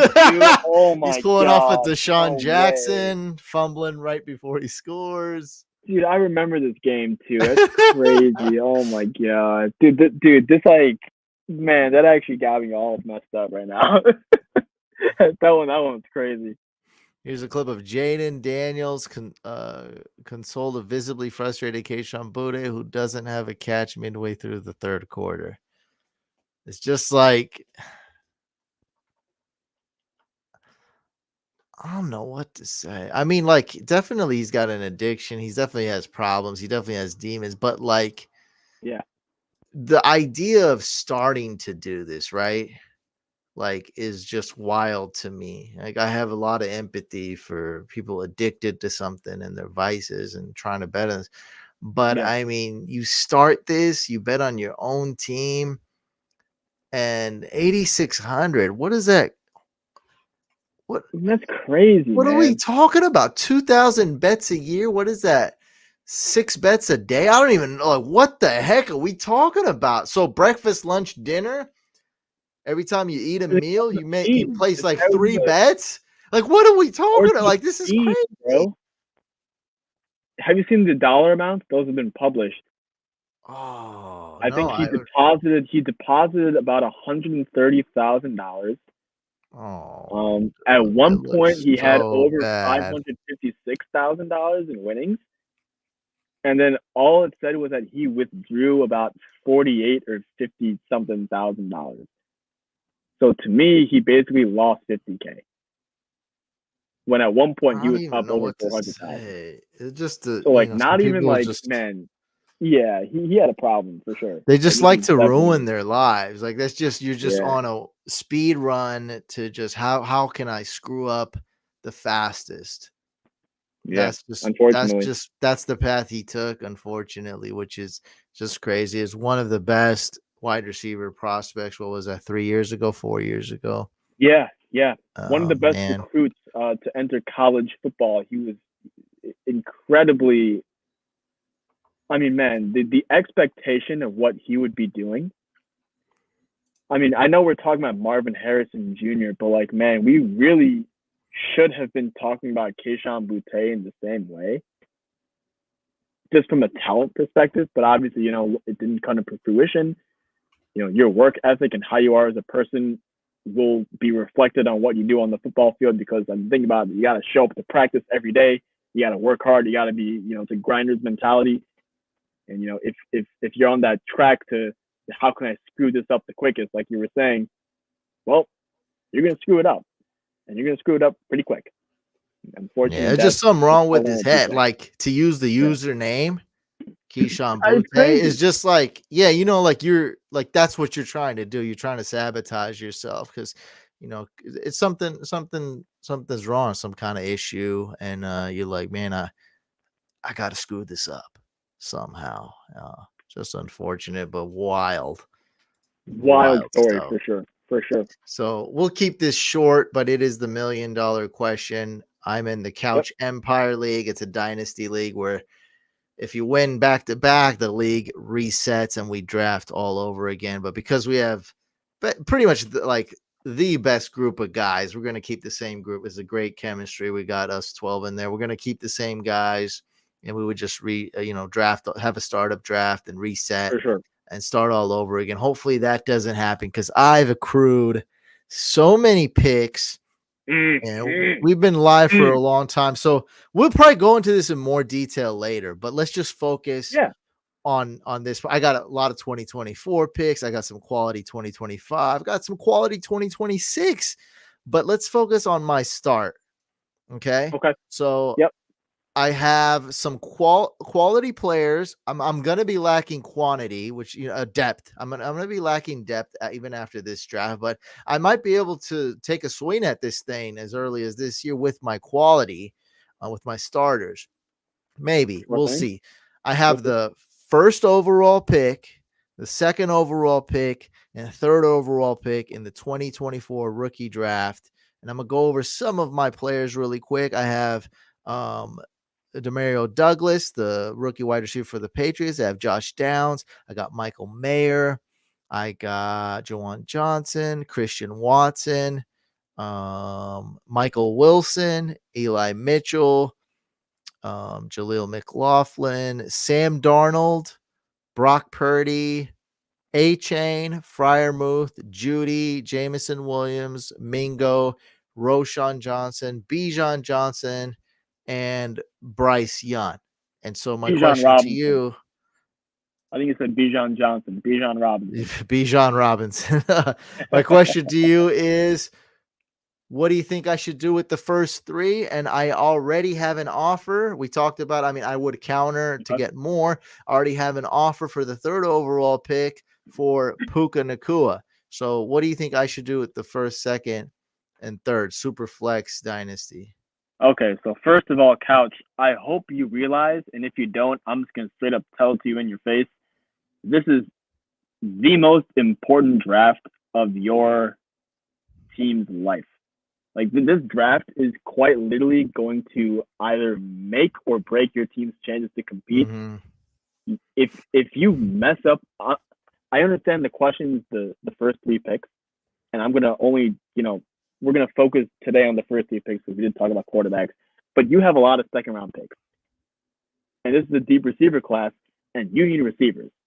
If you screw up on these picks, you are going to be so far behind. I don't think you're going to be able to recover at that point. Even with you have 5 first round picks in the next 2 years. I understand that's coming up, but you really need to either trade some of the picks. You really got to buckle down on wide receiver, 100%. Okay, so I looked at your roster. You have Brock Purdy in place. That's a starting quarterback. Okay, Bryce Young is a question mark. Okay, we know the bad with Bryce Young. He looked god awful. The Panthers gave the Bears the first overall pick for a reason. They earned the right to be the worst team in all of football because they played that way. They deserved, that ranking in the standings. Okay, so we know all the bad, but there is some silver linings here. There is some silver linings, and let's talk about this. Okay, the major one is that, first of all, he's a rookie quarterback. His career is not over after 17 games. It's not over. I understand the sky appears to be falling, and maybe it is a little bit, but it's not over for Bryce Young. Okay. Number two, yes, from a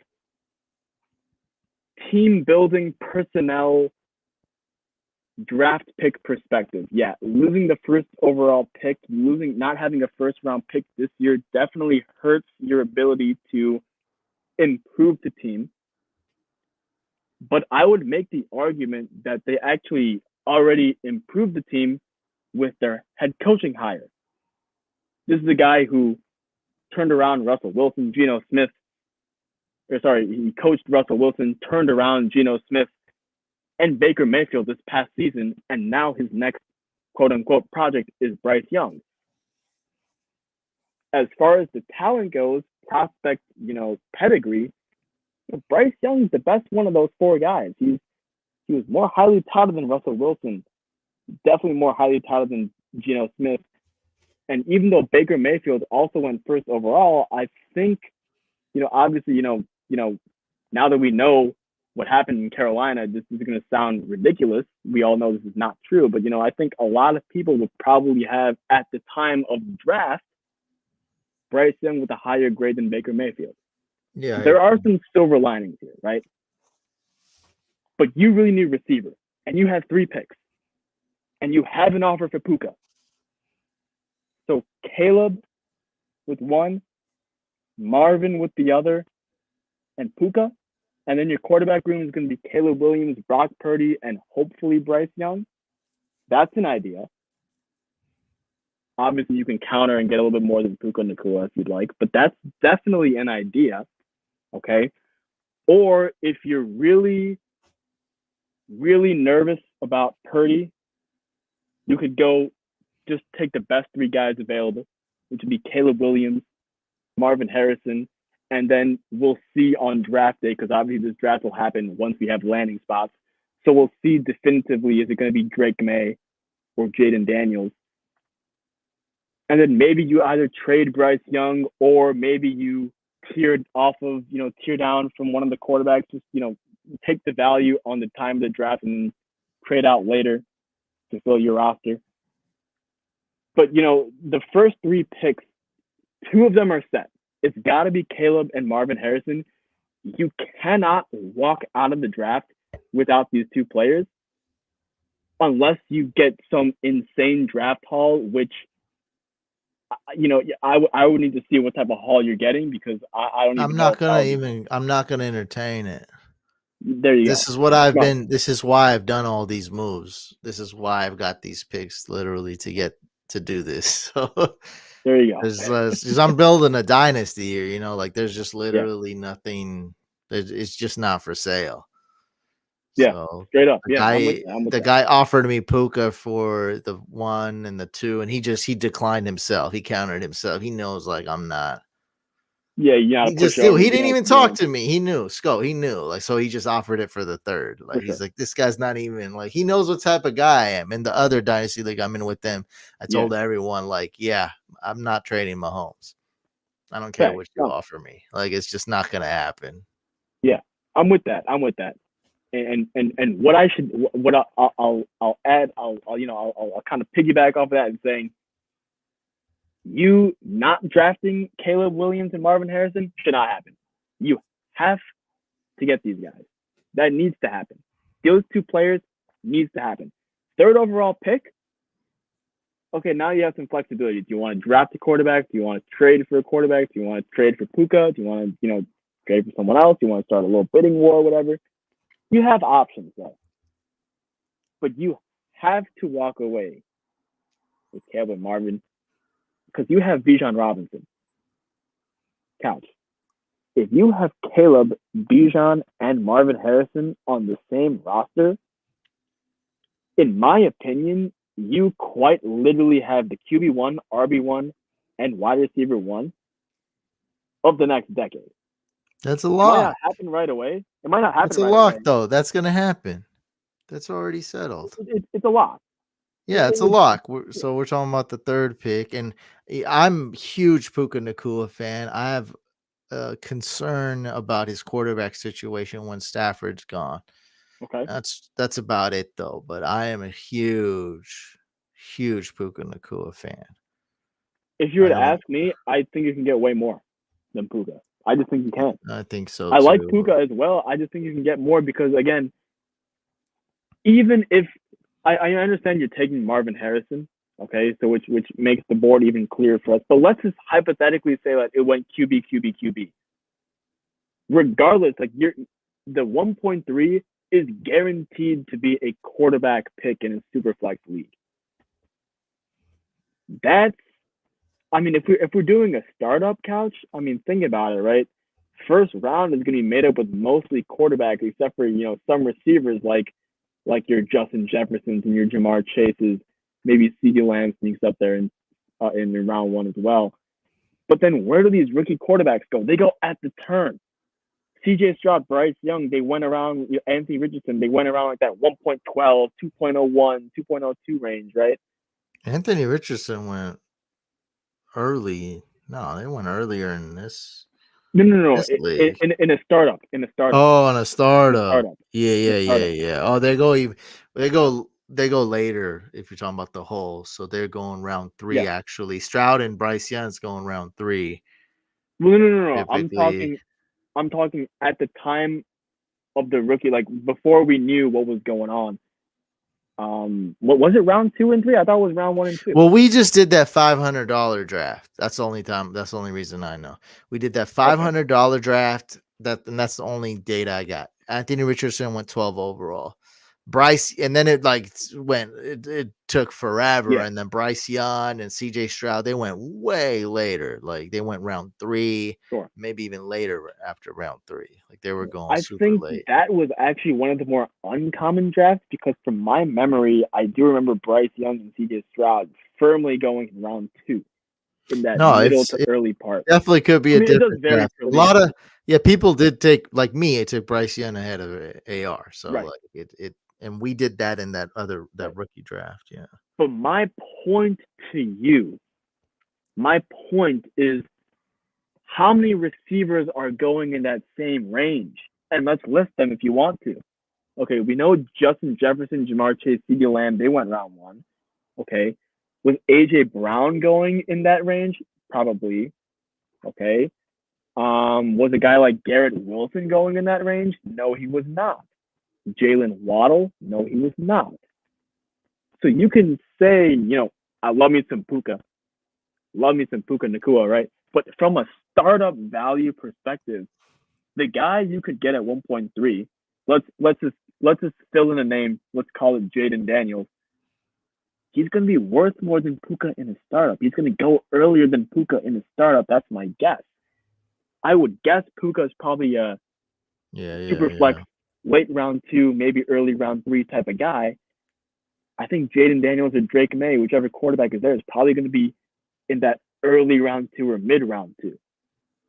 So he's actually going to be valued more than Puka Nacua. That's just how good these picks are. And it's crazy you have the 1, 2, and 3. You have a lot of value to play with, to work around with. So, no, I don't know. That's just because I'm a huge fan of Puka. Like I said, I have concern. If Stafford was 24 years old, different story for sure. Then I think I would just take it because I know the player Puka is, and I like Sean McVay too. He's a great offensive coach, but that's why I'm also debating. I think maybe I should just not even trade and just take, for example, Jaden Daniels there, which my guess is that's who he wants, and just get the quarterback because quarterbacks are so valuable, incredibly valuable, especially if you hit. Oh my god, yeah. It's tough. I don't have any wide receiver depth. Like I don't. Do I even have any wide receivers? I don't think you even really have a stud receiver. You I don't have. Yeah, that's the thing. I kind of. Yeah, I'm not worried too much about my other positions. I don't really have a tight end, but at the same time, I know I have some talent there with Michael Mayer and Freiermuth. So I mean, it just to me, it's just not, I'm just not as pressing in my mind. Not yet. Wide receivers, yeah. I mean, I got Josh Downs and Douglas, but yeah, I don't have a wide receiver. Those guys aren't even close to a wide receiver 1. Those guys are good depth guys. Michael Wilson, Jameson Williams. That's another, like, he's like a flex. I mean, on a good team, he's like, you have a lot of those flex type of guys for sure. Wide receiver 3s, wide receiver 4s, a lot of those guys. So I mean, getting a Marvin Harrison in the draft, that's your one. Getting a Puka via trade plus something extra, maybe you can get like a tight end upgrade or another running back to add to your depth, or maybe you can take that out and use it up as an opportunity to move off of Bryce Young and upgrade off of him or something, right? So I mean, now all of a sudden, okay, now you have something to work with. Okay, I have Caleb, my quarterback, and Brock Purdy, my 2.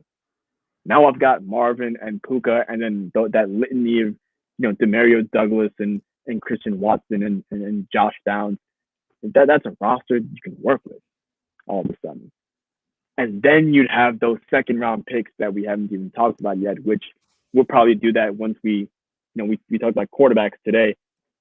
Those are definitely not quarterback picks, so we'll probably talk about those when we cover the other positions. I feel like one of those should hit with wide receiver. I have a totally different plan for you that I think you should implement, but we will talk about that when we get there. Yeah, because this is a long conversation, and we're going 2 hours. I got to run soon, and we'll talk about this team. I mean, this is the ultimate rebuild. Like, this is a great, incredible rebuild strategy. I mean, I've got very fortunate. Like, this is the one time where I've got very lucky with trades. I trade you a player, he tears his ACL the next day, and I make a similar trade with you. And then a week later, he tears his ACL, and like everybody loves me in this league. Everyone just gives me freebies. Like, it's been working great. Like, this never happens in my whole life, by the way, not just in Fizz. My whole life, man. This has never happened. And whatever it was, 10 points, 100, whatever. Somehow I wound up with the first 3 picks. Like, 1, 2, and 3 is the ultimate rebuild for me. Like, I dump off Clyde Edwards-Helaire. I dump J.K. Dobbins. I dump all these guys. Like, it's incredible. I even got rid of Chris Godwin, Hollywood Brown. Like, it's been really good. I've been really fortunate, really lucky. And this is just the ultimate dream scenario rebuild. So you have it. Well earned, well deserved. gonna be fun, man. Yeah, it's gonna be fun to rebuild this. I'm very thankful to have the top 3 picks. Yeah, I really don't know what to do with the third. It's pretty tough, and man, we'll see. We'll see. We'll talk about it more. For I sure. wanted to mention Get Her Done really quick before we take off. Let me see what he's saying here. I got the 1st, 2nd, 5th, 7th, 9th, 12th. I think overall. My goal is to get Harrison and Williams and Bowers, and after that, Right. I'm stumped. Oh man, I mean that's 1, 2, 3, 4, 5. So he owns half of the first round. But the Okay. first two are done. The first two are done. And the 5 is going to be for Bowers. He's already declared that's his intention. Is there a chance he doesn't fall to 5? Nope. Do the math. We got 3 quarterbacks. 1, 2, 3. Marvin Harrison. That's 4. You can make the argument you're reaching for Bowers at 5. Oh no, we know that. That's Yeah. like we like to do that here. Oh yeah, for sure. We like to do this. I just mean like within the realm of reality, is there a shot that somebody takes Bowers Absolutely. before 5? You're saying wait, you're saying no. No, You're saying I'm saying realistically. absolutely he'll be available at he'll 5. be there. Yeah. He'll So be it's like available. Yeah. less than 1% maybe, right? Like it's Yeah. something crazy like that. Like okay. So he'll be there. Okay, so that's kind of the first 3 are settled. And then so he's got the 7th, 9th, and 12th. Okay, well, I know for as far as the 9th or 12th goes, I'm expecting one of these RBs to kind of just get taken earlier than everyone else. And I think because of that, the dynasty community, all of our fantasy heads who do these rookie drafts and rankings and all the dynasty experts they call themselves, they're probably going to rank the RB1 at right around that 12th overall slot. That's probably a good place where you could pick the RB1 if it's a good landing spot, good situation, good capital, all that stuff, right? As far as the 7 and the 9 go, my friend, you need to trade them away. You need to trade them away because these picks are so valuable. If you kept them both, chances are you're going to hit big on one and miss big on the other. Why not just get Ayuk today, get Pittman today? You'll have Ayuk and Pittman. Those are very realistic trades, sir. 7th and the 9th overall pick for those 2 guys. I think Ayuk is worth around the 1.08 today market value. So those are 2 realistic options I just gave you with the 7th and 9th overall pick. Yeah, those are great options. Yeah. Kittle That's and what I would Debo do. are aging too. I mean, they're not, I don't want to exaggerate, but Ayuk's the younger one for sure. Michael Pittman. Less beat up one too. Kittle and Debo's smashing heads a lot. Dude. They play so aggressive. So. I mean, Ayuk does too, but compared to those 2 guys, I mean, those 2 guys are crazy. So Ayuk, compared to them, is more of a finesse player, even though he's not. But I mean, just compared to those, like the two of the toughest players in the whole league, Debo and Kittle. Yeah, Kittle and Debo, dude. Yeah, they're crazy. They're nuts. Insane. Nobody wants that. No one wants to face that. I don't want to face that. Yeah, that's what I mean. Nobody. I want that on my team, bro. That's what. Yeah, nobody on the other team wants that. They don't want any of that.